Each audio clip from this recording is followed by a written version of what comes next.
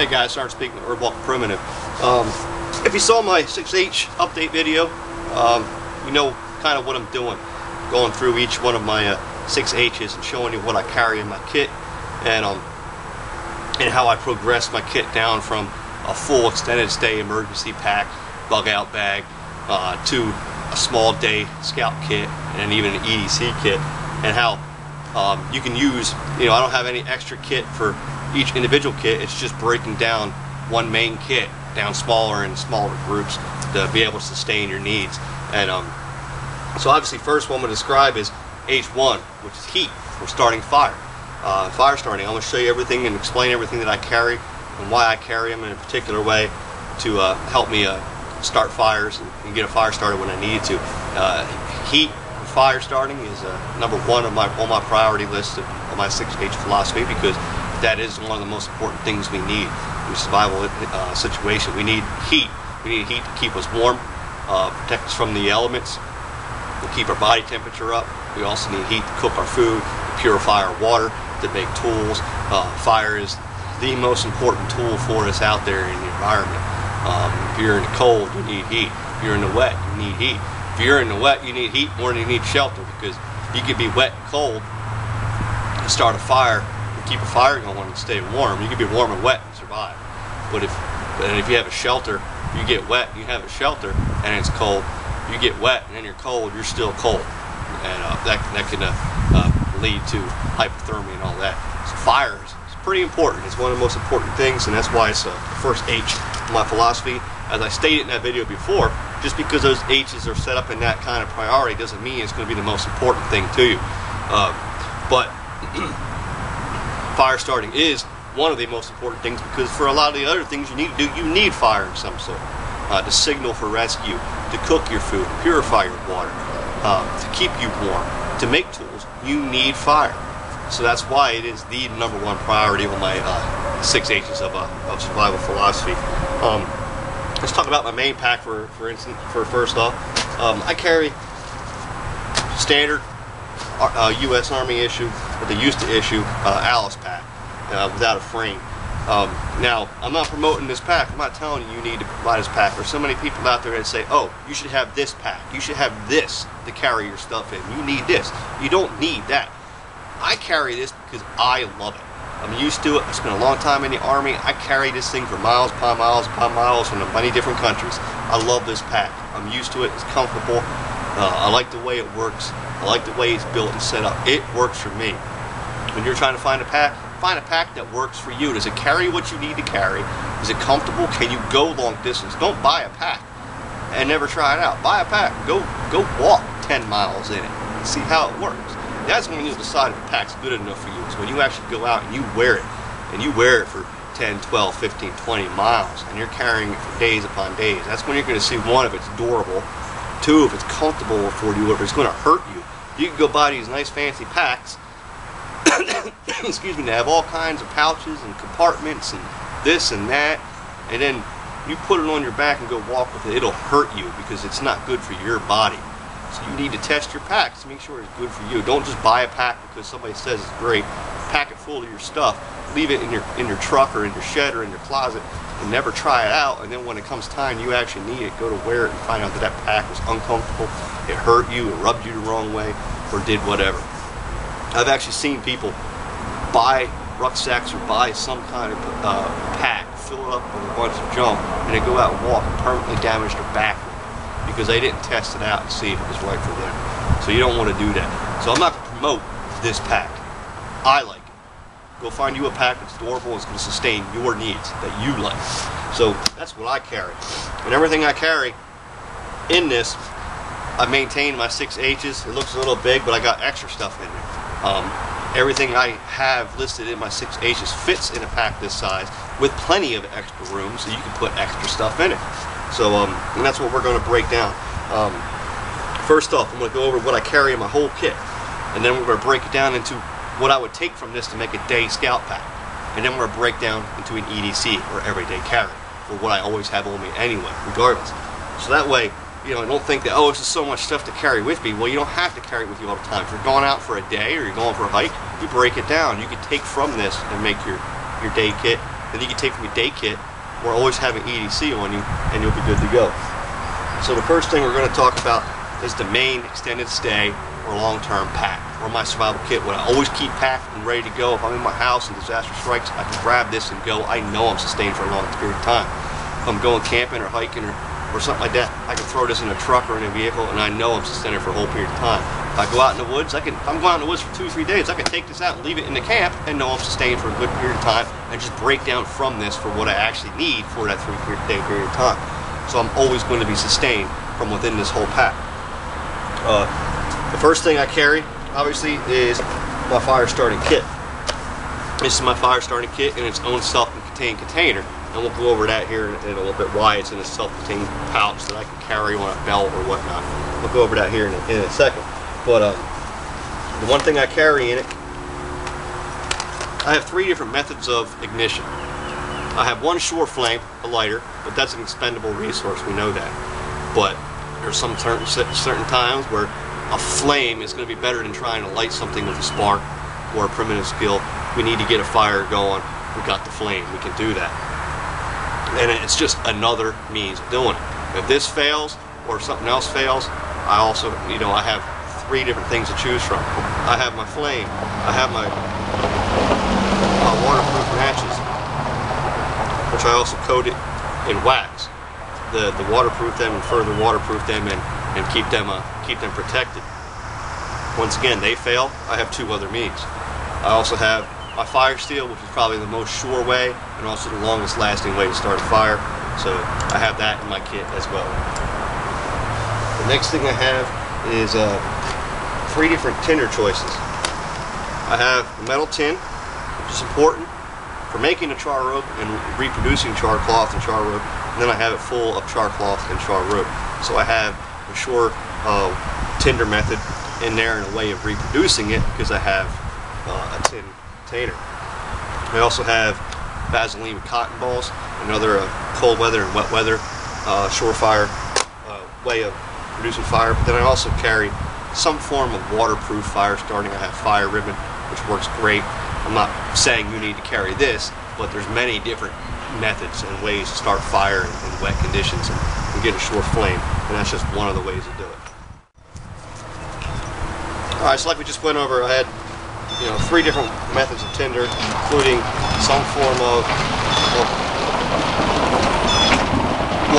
waterproof tinder, and you could choose. There's many different varieties out there, so it's always a good idea to have something in there that something's completely soaked in the middle of a rainstorm. Your kit gets wet, it falls off of a canoe or a boat or whatnot into the water. You have something that can, even if it gets wet, can still light a fire. Next thing I have in my fire kit, in my main pack fire kit, is my transient stove with fuel. Now, the reason I added this to my fire kit, because in the future I want to have some videos on low visibility and hostile environment survival and counter observation. So having something like this where you can still get a fire going with low visibility is a great resource. Even with this stove, if you're in a cold environment, you need to get warm. You light this stove and you huddle over it with a poncho, a little bit of ventilation, you'll get warm. You'll get warm pretty quick. I've actually done that in below freezing weather before and actually warmed myself up pretty well. And then also the fuel itself is just another form of a way to help get a fire started. So my transient stove is fuel, and that's also part of my main pack fire kit.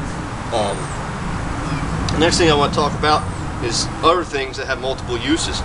First off, these all have multiple uses because it's fire starting. We use fire for many different reasons. This transient stove is multiple use. You can use it to stay warm. You can use it to cook your food, or cook water, warm up, heat water up, and also to boil water to purify. Another thing I carry that's multiple use that goes along with it is either some sort of bandana or a shemagh, as you always see me carrying. The reason these are needed for a fire kit is, one, you have something. We talked about that char cloth and how it's in a metal container so you can replenish it if you use it up. You need to have something to use to make more, to be able to replenish it. So a 100% cotton bandana is good for that.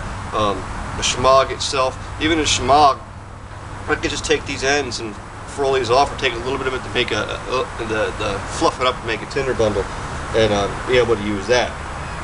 So some kind of shemagh and cotton bandana. Also, your cutting tools. Now for your big pack, obviously, for the main pack, you can have something bigger. You know, more for more sustainment and long time living and survival in the woods or environment. You know, like for this, you might choose to take an axe or a larger knife or something. But you want to have cutting tools. For my main pack, I'll have usually my hatchet with me, or a knife. You know, some other cutting tool for splitting down wood, making tinder, splitting wood and whatnot. A larger knife and whatnot for your main pack. And then, of course, with all this in my main pack, I still have my EDC that I carry on me at all times. So even if I don't have my main pack, if I just want to go out and hike and not take anything with me, I still have an EDC on me, which has, you know, all the same capabilities as the rest of my kit. And I'll always have that on me, even with my kit. If I lose my kit or get separated from my kit, you know, I'll always have that EDC on me and I can still make fire. You know, you can take all this pack out with you and decide, okay, I'm going to leave it at my base camp and go hike for a while. Something can happen. You can fall down and break your leg and not be able to get back there. If you don't have an EDC kit developed and on you at all times, then taking that big kit has enough, you know, doesn't help you out at all. Now, let's break it down and make a scout pack. Say you're going out in the woods for a week, you take all this out with you, decide, okay, I'm going to go for a day hike, go on a trail. Or if you're just going to want to leave stuff at home and you want to go out to the woods for a day and just take a smaller kit. It's simple. All you got to do is grab your fire kit. Alright, and my fire kit has those 3 ignition sources, those 3 tinder sources, all contained in it. And like I said, that's why I chose a pack that could be attached to my belt, or I can easily stuff this into a haversack. I don't have a haversack out with me. I'm actually in the process of making a haversack that I'm going to carry as my scout pack. But you can easily stuff that into a sack, put it on your belt, or whatnot.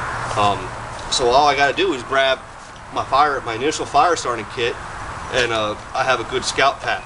If I decide I want to, I could take, you know, my transient stove. I'm going to cook water, but you'll see in the rest of my EDC or scout pack, you know, I have other implements that I can use instead of that. But I'll also still have my cotton bandana and my shemagh on me, and then you also carry, you know, your smaller cutting tool. You would leave your big ones behind. You don't need that, but you can take your smaller ones with you.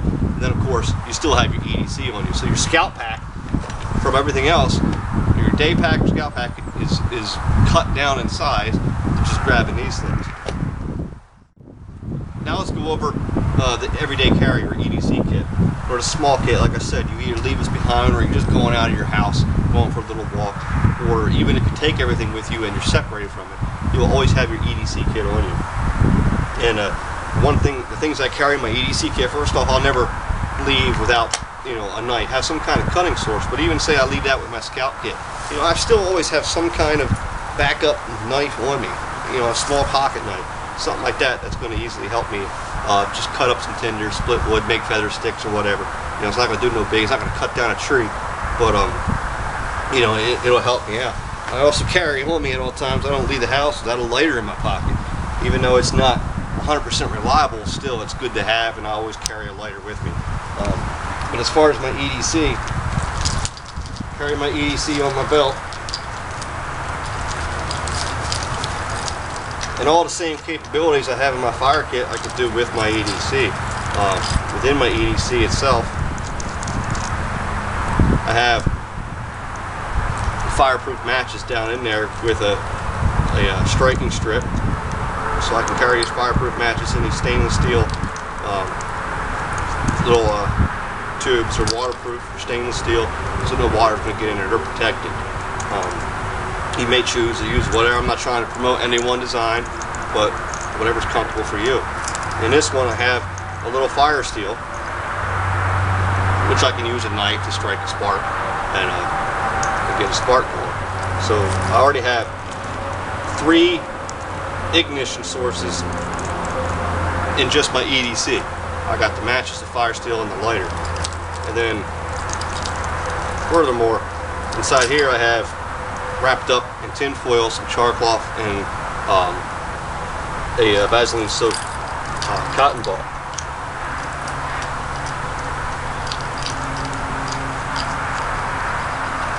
Then, of course, you know, like I said, I always carry the cotton bandana or have that shemagh on me, so I have something that I can fray down and make into a bird's nest, to help start the fire, to take a spark. So just in that EDC alone, it's small, and I can still start a fire 3 different ways, a couple different ways with just that. And one other thing, there's also a multiple use item to have, is a hat of some sort. That's also helpful in starting a fire, because you can use that to fan the flames, so you don't have to get down in there and blow at your face and get all that smoke in your face. So we saw how we could take that whole big pack, main pack, and break it down into 3 smaller packs, always maintaining the EDC once at all times. And we can have a large full extended stay pack with our larger items and more extra gear for starting fires, more product for sustaining. Break it down into a small day pack just by taking from our extended pack, and then we have our EDC pack in case all of our equipment's gone. If I know this is always in my pocket, it's always going to be there when I need it. So that's H1, which is heat, fire starting. I hope you enjoyed the video. I hope you got something from it. Take into consideration all the equipment you have and what you need, and just take the time to plan it out, and take multiple use items. All these items here are used in almost every single H that I have, because we need fire starting, for purifying water, for cooking food, and for signaling for help. So this is the most important H in my book, because we use it in almost everything else that we do out. I'm Sergeant Speakman.